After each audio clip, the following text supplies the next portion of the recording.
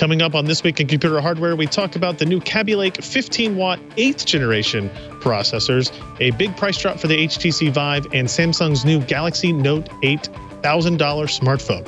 It's all coming up and more on Twitch. Netcasts you love. From people you trust. This is Twit. Bandwidth for Twitch is provided by CacheFly at CACHEFLY.com.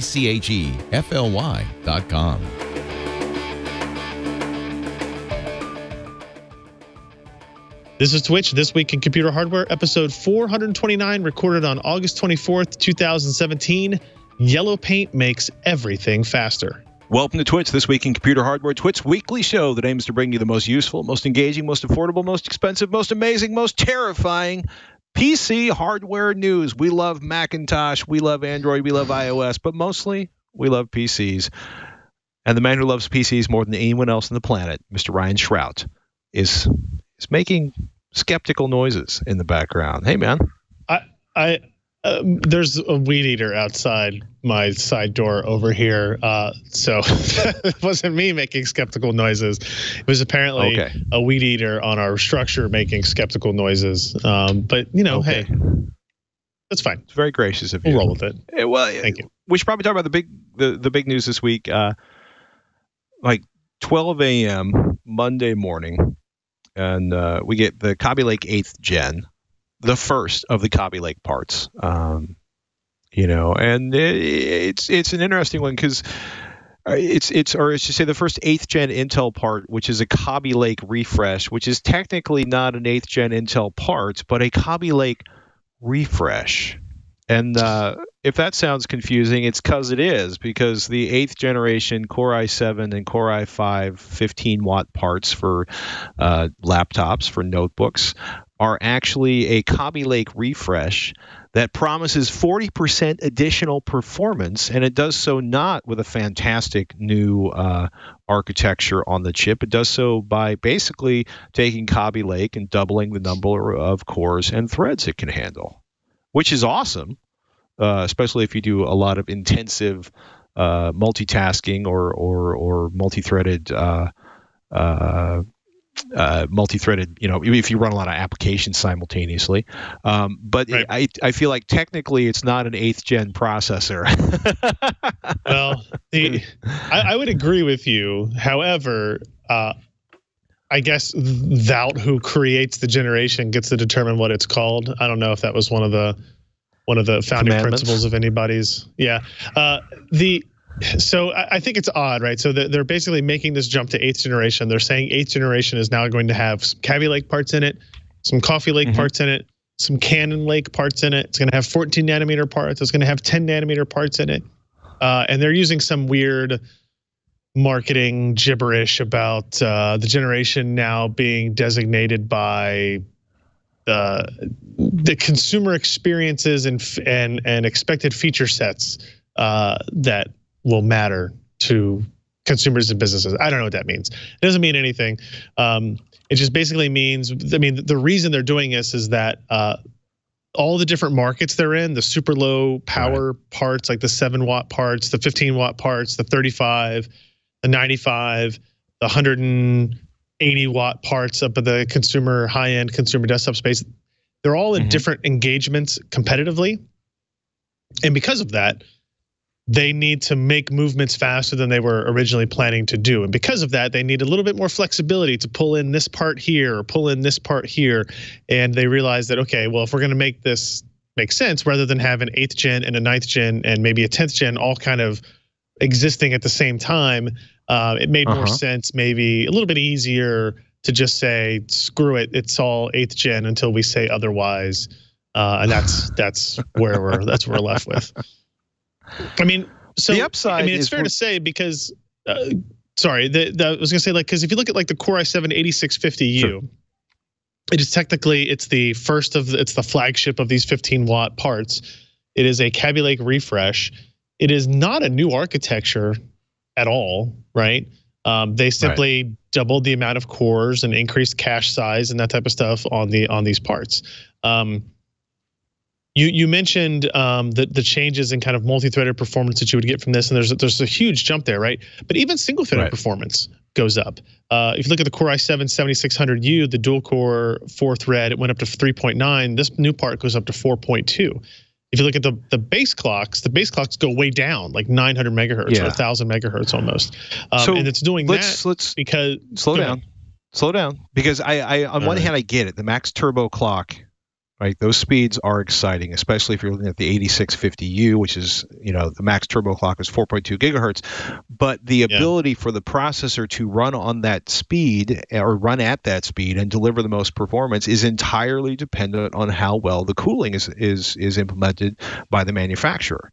If manufacturers, and I get it, everything should fit in terms inside of a 15-watt TDP, but we've seen cases where you hit the max turbo clock for seconds, and that's great when you're opening an application. But if you're sitting there and running, video editing software or something, it is not nearly as exciting. Now, we could argue whether or not you should be running video editing software on a 15-watt part, but oftentimes you do what you do with what you have where you have it, and I'm excited, right? Because the base clock going down is going to help with battery life. The 14 nanometer plus process is going to help with efficiency and battery life. But we are waiting for September when the first of the 100 to 200, like I think they said 170 models are going to be coming out. It's only then where we're going to actually get real world performance numbers for these parts. Everything looks good on paper, but everything always looks good on paper. Look, we came up with a benchmark. It's 40% faster. Okay. Right. I'll say a couple things. One, the max turbo clock, the behavior is the same with the Kaby Lake refresh as it was with Kaby Lake, as it was with Skylake. Meaning that, yes, it only reaches these super high clock speeds in the quote unquote bursty instances and bursty workloads because you're working inside a 15-watt TDP, and the cooling capability of those devices is much lower. So no, you're not going to be able to run at 4.2 even on a single thread for very long. And the same is if you look at the base clock, right? The base clock is lower because that is the kind of guaranteed rate that the CPU will run at when all cores are loaded. So it's significantly lower in order to maintain that, the thermal dissipation of that 15-watt power draw, right? So it's what I don't want to say is, hey, because now these are quad core parts, you can make these 15-watt notebooks video editing machines, because if you have like this X1 Carbon, it's going to be able to do more now than it could before, but it's not going to be able to do sustained long-term 4K encodes at close to that 4 gigahertz range. It's going to be down at that 1.9, right? So, but what it can do is, if you're doing image manipulation, if you're doing, some Lightroom work, right? And it's going to use all cores for 2 or 3 seconds, right? That's when you're going to get the real benefit of the move from 2-core to 4-core. That's where you'll find those 40% performance improvements in those types of workloads that are bursty but are still multi-threaded in nature.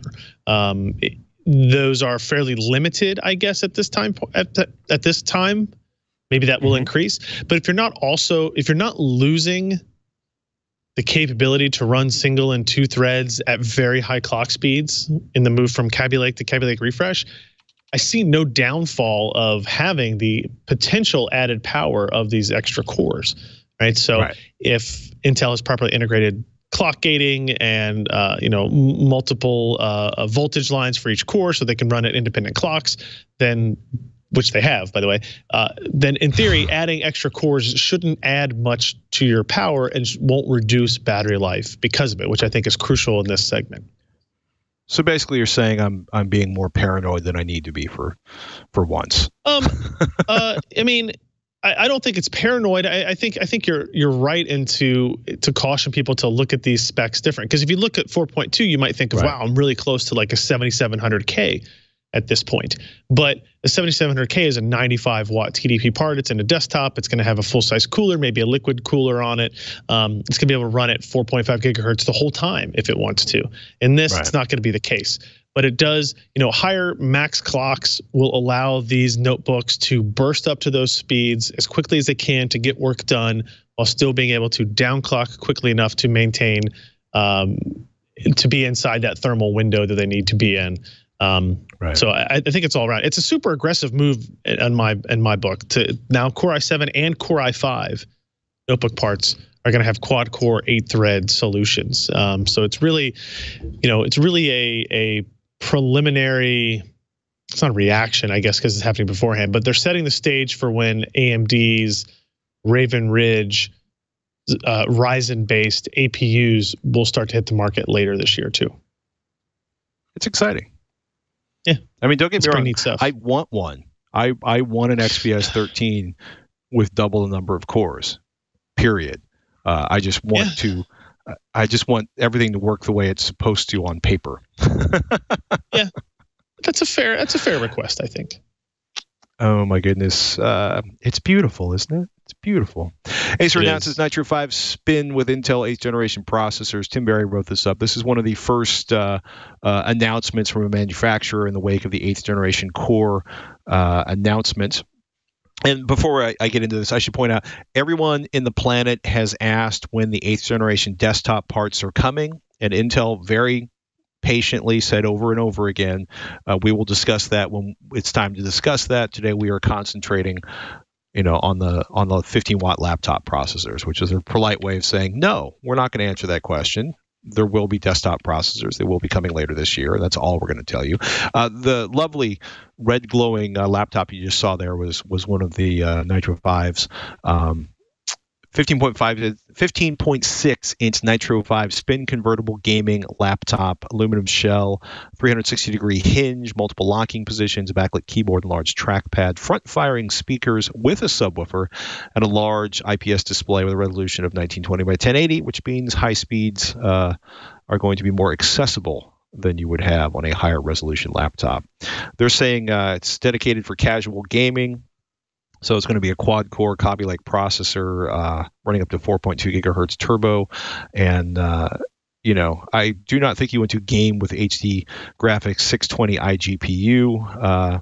It's GTX 1050, which is not spectacular in terms of the GTX range, but should deliver decent and affordable performance on a gaming laptop running at 1080p. So we'll... Acer told TechRadar, Tim notes in his write-up, that it's rated for 10 hours of gaming usage, but Tim's assumption is that it's probably a casual title, Snooze, for example, with brightness turned all the way down. Starting price is going to be $1,000. Oop, go ahead. I was going to say 10 hours, saying you're rated for 10 hours of gaming play. That's aggressive. Is not true. It's not it's not accurate. But yeah, it would be nice. One day we'll get there. 10 hours of Bejeweled with the screen brightness turned down to 10%, I would believe. So okay, yeah. Starts at $1,000, and that'll be available in October. And there is no discussion whatsoever on what the weight of it's going to be. But you can expect Dell, Lenovo, HP, and everybody else on the planet to be delivering Kaby Lake refresh laptops in the September-October timeframe, or at least making the announcements in September. Very cool. Big deal. HTC Vive drops down to $599, down from $799. That's still $200 over the Oculus $399 summer sale price, which will be going up to $499 at the end of the summer, presumably. New models coming from HTC Vive and Oculus, or HTC and Oculus in the not so immediate future, but they're definitely on the horizon. I've heard rumors that the HTC Vive and I would presume the Oculus refreshes are gated in terms of being tied to the minimum specs of PCs, and that there's not going to be huge changes in terms of the screens that go in front of your eyeballs. The Vive is really tempting at $599. It is. I agree. I am tempted.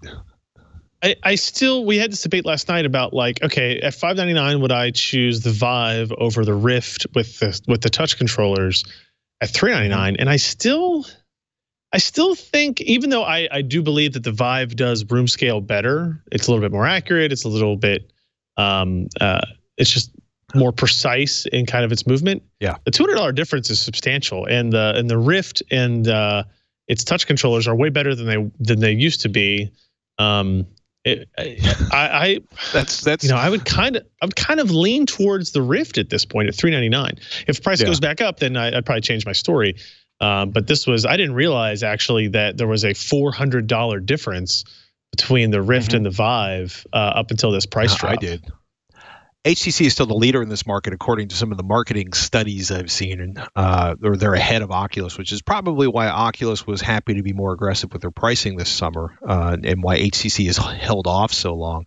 I've got a couple friends that basically live in VR systems, and because they spend so much time in them, they are bigger fans of the Vive than the Oculus, because they spend less time screwing around and setting things up and configuring things because of the way the HTC setup works versus the Oculus. I don't know. I'm still leaning towards the Vive, but I'm going to have to sell something before I get either one of them. If I plan to stay happily married, there's home maintenance that needs to be done. It's interesting.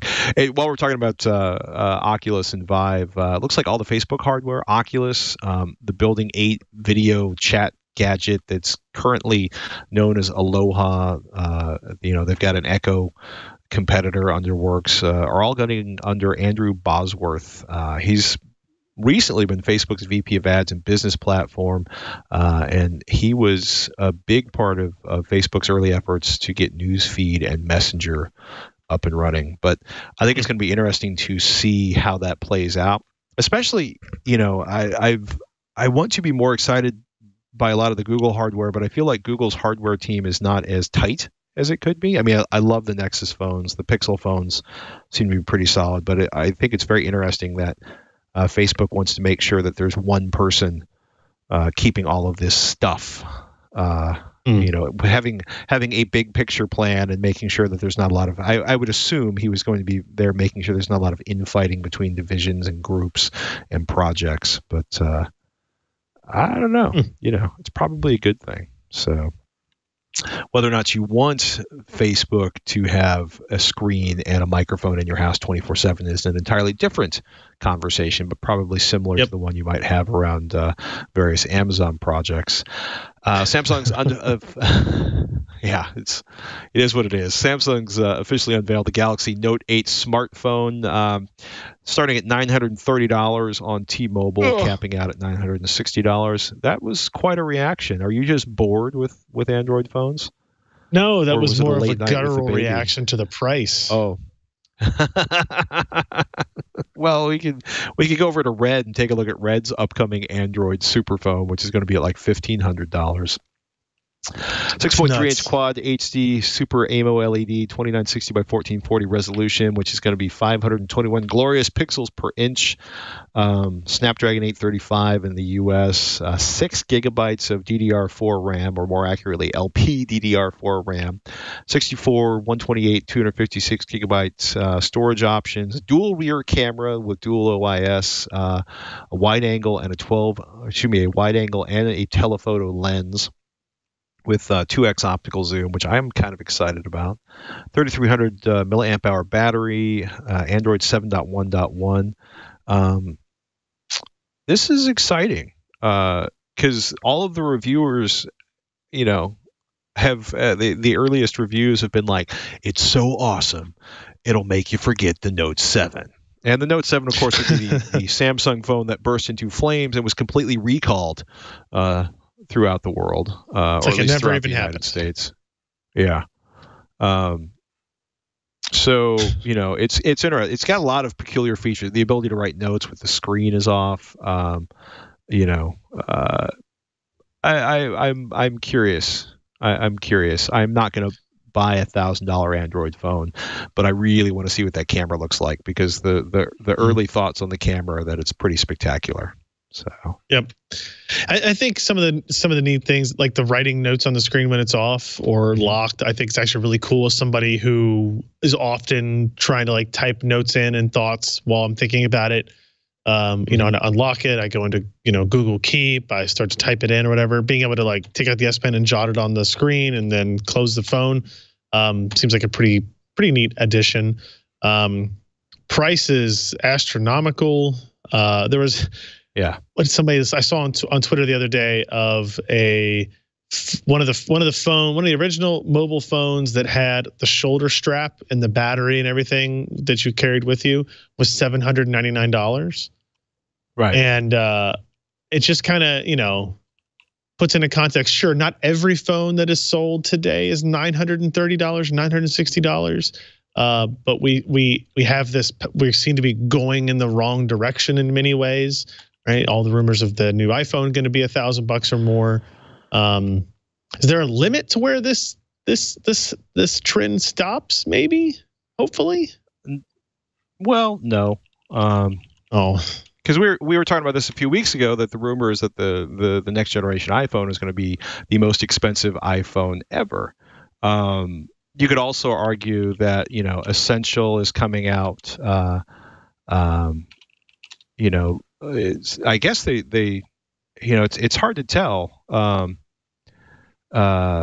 You know, the early reviews of the Essential phone are that it's fantastic, but that the ship date was misplaced. But I want to say the price on that, $700. So that's fairly reasonably priced. You know, it's funny because I look at like a particularly angry article on the Boy Genius Report by Jonathan Geller, who says there is no high-end Android market. It never existed, it won't exist, and that there is clearly a high-end Samsung market, but it doesn't apply for the rest of the Android universe. You know, the other thing he points out is that the shipping on the Essential phone, Andrew Rubin's Essential phone, seems to be difficult or delayed again. But I'm bringing all this up because there's certainly a market. You know, there's not particularly a market for, you know, Virtu phones anymore. Those were kind of a flash in the pan. Well, a very long flash, but those are the $10,000. I want to say bedazzled, but actually bejeweled, you know, Android phones for Saudi sheiks and other people who need to display wealth conspicuously and in an easily stealable fashion. I don't know. I'm curious. I'm really curious to see what the next generation iPhone price is at, because we've seen rumors that it's going to be well above $1,000, like a $1,200 phone. Yeah, that's gut punch is pretty much the reaction I have to that thought. You know. Yeah. You know, I'm trying to find there's the U.S. inflation calculator, because you mentioned, like, let's say it's 1991 and you spent $799 on that phone. Yeah. That's a $1,400 phone in 2017 dollars. So adjusted for inflation, you know, the bleeding edge devices, go ahead. Yeah. No, I guess that's true. If you consider it like the bleeding edge versus bleeding edge devices, then we're relatively close. I was more thinking of it as a, you know, what do you have to pay to get a good device? It's gone up rather than down. But, you know, you can for $99 you can get really good smartphones, I guess. Yeah, and for $300 you can get a really good smartphone on the Android side of things. You know, because it used to be a few years ago, you know, if you had $200-$300 for a phone, you know, on the Android, one, you weren't getting an Apple phone unless you were buying it used on Craigslist, and two, you know, you were getting an atrocious camera and probably miserable performance. And we've gotten to the point where, you know, it's not exactly PC levels where 90% of the users, you know, only need a Core i3 or a Core i5, but you're to the point where there's a lot of performance in the latest Snapdragon processors that most people aren't simply going to need for the majority of the applications they use them for on a daily basis. You know, it would be fun to have the data to figure out, like, you know, what 90% of the users like a typical, what applications they're running and how much of the processor it's using, on an Android or an iOS device. But, we've gotten to the point where there are some fantastic entry-level phones, and there are some, flagship models from some of the smaller vendors that are selling for, $400, $500, $600, where they're delivering excellent processing power and good-looking screens and decent cameras. So, Samsung's got to figure out how to make up for the losses in the television division somewhere, and it seems to be the job of the phone division to do that. We'll see. Fair. We'll see. I'm really curious to see what happens with. I'm really curious to see what happens with Apple's announcement later this year. Are you a big fan of like the killer routers? Well, I think gaming. I should say the killer NICs, not the killer routers. There you go. I don't know if I would. I don't know if I go as far as say I'm a huge fan. I think the technology is really interesting, and they should get more credit than we often give them. It's been kind of a write-off idea. Sure. They're essentially doing more intelligent QoS than most other devices, right? And on a system level, when you have a network. When you have a NIC powered by that, and you have the software running like on an MSI laptop or an MSI notebook, you do get a whole lot more granularity in your control over how the network interacts with these different applications. The problem was always that unless you were the only computer or only device on that network, you were limited on how much you could control. So having it in a router, I think, is actually an intelligent move. Which, of course, brings us to the Linksys WRT32X gaming router with killer prioritization engine. I actually just got one of these in for testing. They sent it out for testing with a laptop with a killer NIC built into it, just to sort of ensure a consistent testing environment. I am very curious to see what the performance is like. It's a $330 router. eSATA, USB 3.0, USB 2.0 ports, so you can attach an external storage device, 256 megabytes of flash, 512 megabytes of RAM, the customized gaming interface for gaming traffic control. The killer prioritization engine, though, is the reason for having this. So if you're in a house with a bunch of gamers, or you are the gamer in a house full of children, especially children of a certain age that live on YouTube and Facebook and Snapchat and Instagram, this may be the router for you. I will hopefully be reporting next week to see what the before and after, comparing it to my current home network and the ping times are. So. One thing I'm curious about is one of the detriments you get when you move it to the router is that it is not application aware, right? So it can try to detect what applications based on traffic patterns and packet configurations and whatnot. But at the end of the day, the ability to know what applications and setting your priorities on the killer software on your PC was a big part of it. So I'm curious how much of that carries over to the router versus how much of it does not. At some point, I would love to see these devices communicate a little bit, like somehow the configuration that you set on your PC is transferred to the router. It knows, okay, this machine has a killer network on it. Like, we know how to track all these different things. I think that would be really cool to see. I don't think the first generation does it yet, but it's worth something worth noting or keeping an eye out for as you mess around with that stuff. Always good to keep an eye out. I will email you, and we shall discuss the results of the testing. Ace Predator Z271T with Tobii eye tracking, the monitor that watches you back. And my first thought on that was, OMG, there's finally a product with Tobii in it. Because I first had a hands-on demo with Tobii several years ago at CES. And what it does is it tracks where your pupils are looking on the screen. So you can kind of like, look at something on the screen and blink, as sort of a right click, left click. Jim Tanaus did the review up on PC Per. What were you using to control with the Tobii eye tracking, and was he successful?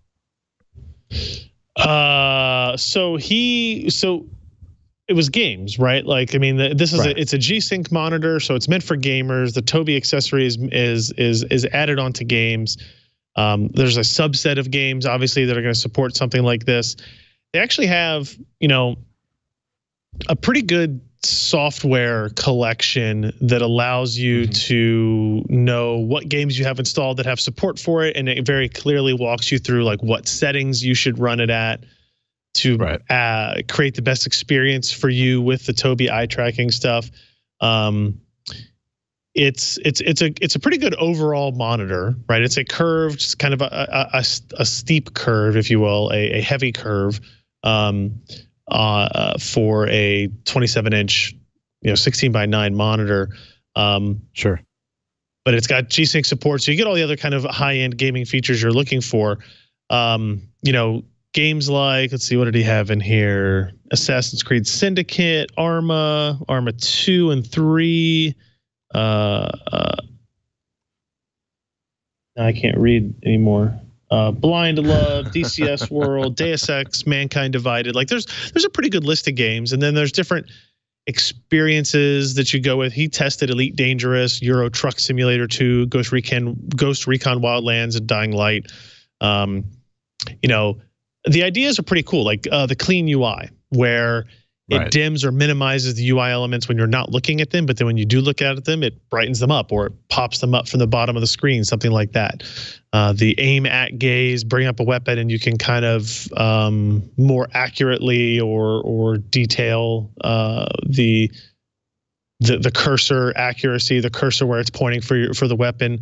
Dynamic HDR is the ability to, wherever you're looking, if the screen is darker, it will brighten the darker space up, but overexpose the lighter space, as if you're at, kind of emulating what your human eye does when you're looking in a darker area, and everything else around it kind of blows up a little bit, and vice versa. And then auto pause, which is if you look away from the screen or you get up and walk away, it kind of automatically hits escape or pauses the game or does something to that effect. So there's some interesting ideas there. We did have a technical problem with the display where towards the end of our loaner time period, it just stopped working. Like the USB device from the monitor to the PC kind of never showed up again. Ouch. But we had a pretty good amount of time with it, and kind of, him going through experiences and whatnot that is expressed on the review, I think, fairly well. So other than that, I don't think that's indicative of any wider scale reliability issue, but I haven't heard for sure one way or the other. So it's a little bit on the expensive side as well, and because there's no directly comparable 1080p G-Sync 144 hertz curved monitor like this, we don't know how much of an add-on price or add-on to the price that the Tobii technology provides. But I think it's really cool. I just don't know if it's mature enough yet that I'd recommend people go out and spend extra money for it yet. I know they did. I assume they still do sell external cameras that will sit on like webcams that sit on top of your monitor to use Tobii technology, and that might be something worth looking into if you want to try it out. That's a little bit less of an investment. You can keep the monitor you already have, so that might be worth checking out. Yeah, so it's like the Tobii Eye Tracker 4C and the Tobii Eye X, I guess. So yeah, 159 pounds. It's still pretty pricey. Yeah. There are worse. I'm sorry, that says pricey. Euros, but yeah. Changing course a little bit. Hardware CP's got a nice write-up on Enermax's LiquiMax, or LIQ Max 2 240 liquid CPU AIO CPU cooler, which is a long way of saying Enermax has a new high-powered liquid cooler available. And the crew over at HardOCP notes that Enermax has had a bit of a history with HardOCP when it comes to their all-in-one coolers. To be frank, they have been underwhelming, writes Mark Adams over at HardOCP. And this one is interesting for a couple of reasons. One, it's not so much the ceramic bearing pump or the shunt channel technology or the Batwing fan blades, though I'm a big fan of Batwing fan blades because they just look so odd. But they're claiming 350 watts plus in terms of the TDP rating on the cooler, which is pretty epic for a liquid cooler, or at least something that most liquid cooler manufacturers don't bother to do. And they were actually pretty impressed with EnterMax in terms of them coming from a long way from when they first reviewed their all-in-ones. Quote, the unit stock performance is okay, which doesn't bother me since it would be awfully out of character to use a unit like this with a stock CPU, but if that's how you roll, so be it. Overclocking performance, or the real reason to buy the LiquidMax 240 is improved, but mostly with their fans at their fastest. You can run the kit at low speed and still receive a big boost over running the stock cooler, but you'll be leaving a lot of performance on the table. So I also noticed that the Batwing fan blades, while looking delightfully cool, seem to be particularly loud. Well, that seems detrimental. The middle of the pack. Yeah, falls in the middle of the pack on their dollar performance ratio. If you're looking for sort of a superior, bang for your buck, you're still looking at like Thermalright TS140 Directs, Arctic Cooling Liquid Freezer 120, just beats it out at the high settings. Corsair 80 V2 set to high is more expensive, but I think delivers probably best results. It's interesting to look, right? The cooling differences, the best ones on the chart are the Corsair H80 IV2 at 29.7, and the LiquidMax 2 at high is 32.5, set to high, which is a little loud, but it's nice. It's like a 3-degree increase on that one. So. At $80, the EnterMax LiquidMax 240 makes a very compelling argument. The performance isn't the best, but when you consider what this IO costs, it's a lot easier to accept. So it's gets a silver award from Hard OCP, or a silver award from Hard OCP, which is I think a bit better than EnterMax's all-in-one liquid coolers have gotten in the past. Gotcha. All right, not bad then. Headsets. Oh, yeah, my goodness. There's been a cluster of headsets, like HyperX has announced the Cloud Alpha headset. There's the Corsair's just dropped the Gaming Void Pro RGB wireless 7.1 gaming headset, which costs a reasonably, I should say, a not heart-stopping $80, which, given what we've seen some of the wireless gaming headsets selling for, is pretty reasonable. Sebastian wrote that up. How did it fare in his testing? It actually did really well. This one got a gold award from him as well. The microphone is one of the bigger places of audio improvement, but it does have fairly big drivers on the size, 50mm drivers. Thanks. Good overall comfort. He said it's felt very high quality, and it made the other headsets that he's used recently feel like toys. Which is a fairly good compliment. It's got RGB lights, of course, so that's an important key metric for all computer components as they run through the world today. I don't know if it's only available in yellow. I would assume not, or maybe not forever, right? I don't mind that particular color, but I think some may not like the bright yellow color for whatever reason. But it's resplendent in terms of good, good audio quality, good mic quality, good build quality. The software works really well. He says that they're fairly comfortable to wear as well. They don't require the kind of break-in that some of the other ones do. I know when I first had the G933s from Logitech, they kind of squeeze my head a little bit too much, and I have the pressure point where your jaw meets your neck is always a pain for me. And he said didn't really notice any of those particular issues with these headsets. So a little bit pricey at $129, I believe, is their MSRP. But most that's kind of in line. Go ahead. Oh, I thought they were selling for $80. I think the problem is there are a lot of suffixes to the product name, and it maybe have been one that was $80 that was not. Like there's Void Wireless RGB, then there's Void Wireless RGB SE. Maybe they're 107 Void on there. Pro RGB wireless gaming headset with Dolby Headphones 7.1 is selling for $99.99. But that's not SE. This is another problem I have with the naming cultures of this. So the wireless SE.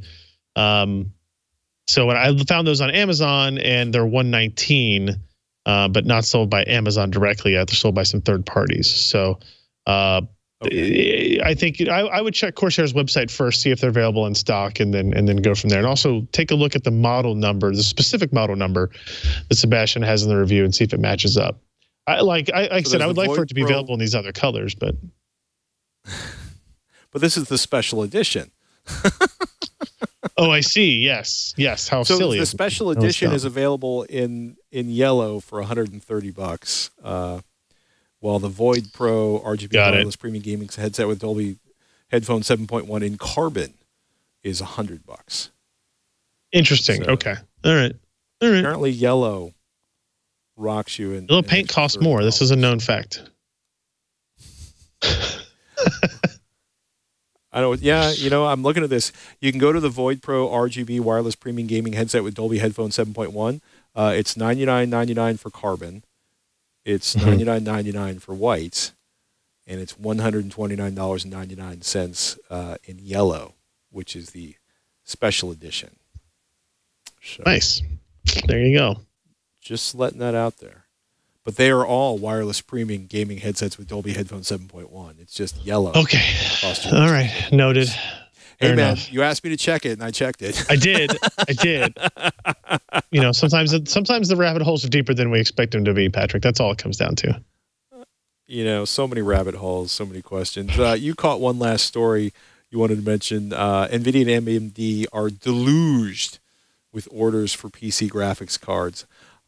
Is this Bitcoin mining? And I'm looking at the picture on MarketWatch, and boy, it sure looks like it's... you wrote a story for MarketWatch. Check you out, dude. Yeah. And looking at this first picture, there's this amazing rack. Not our offices.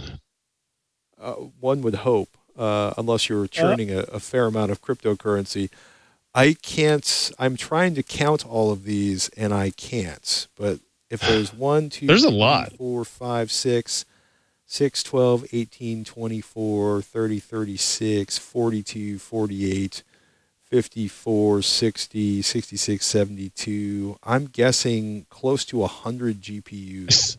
I see at least 20 power supplies on that rack. So that'll give you some idea as well. So this was basically the short story here was that there was a 34.9 increase in add-in card sales from Q1 of this year to Q2 of this year, a 34% jump.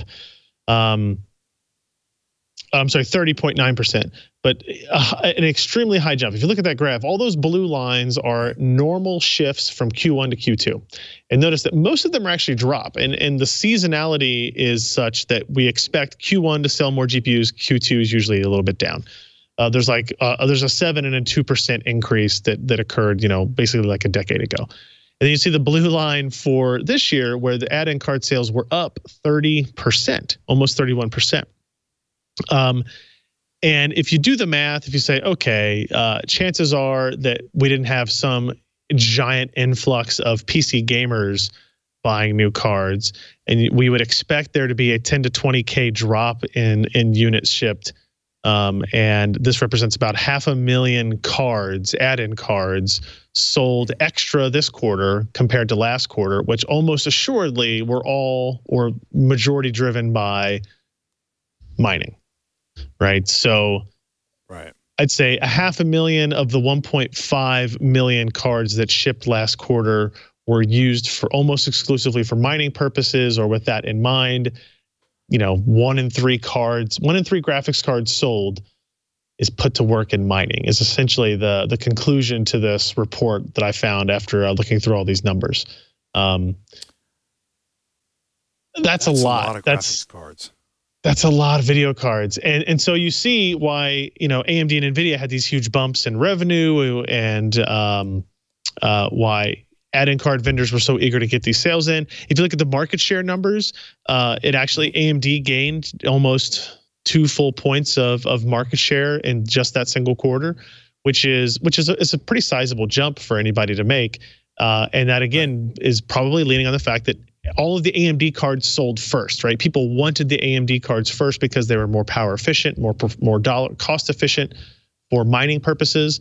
Not to say that Nvidia's didn't sell tons of extra cards as well. Clearly they did, but the market share gain there is noticeable and notable for AMD too. So it was a kind of an interesting piece. John Petty Research is the outlet for the specific numbers and data. I just kind of got a hold of the report and thought it was really interesting to look at and see how things shook out.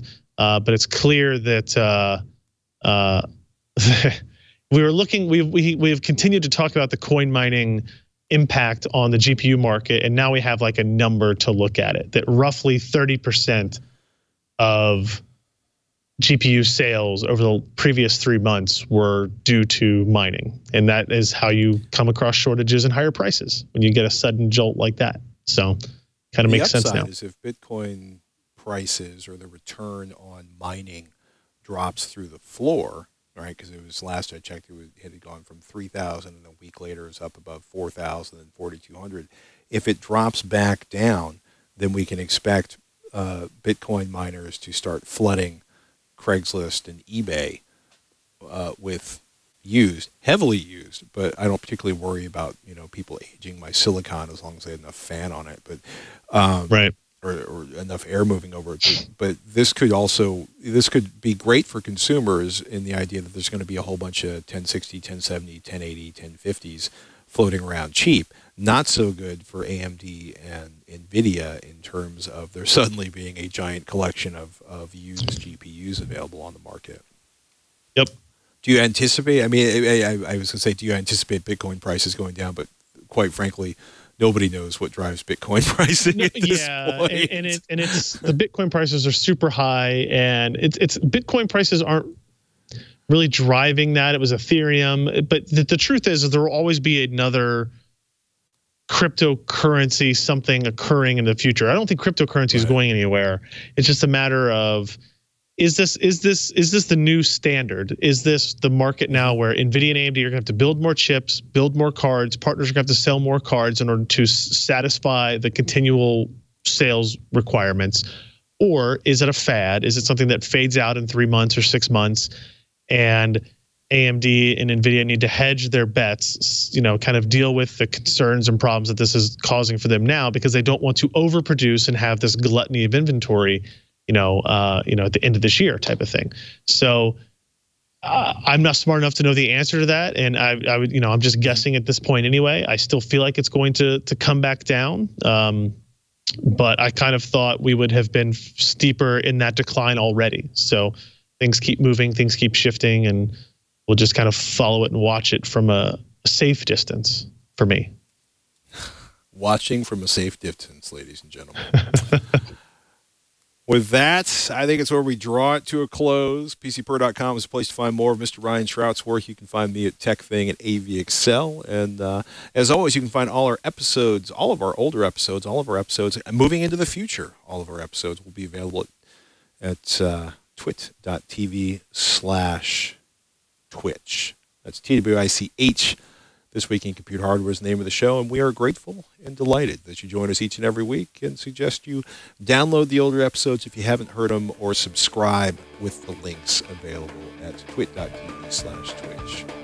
With that, ladies and gentlemen, I'm Patrick Norton. I'm Ryan Shrout. We'll see you next week on Twitch.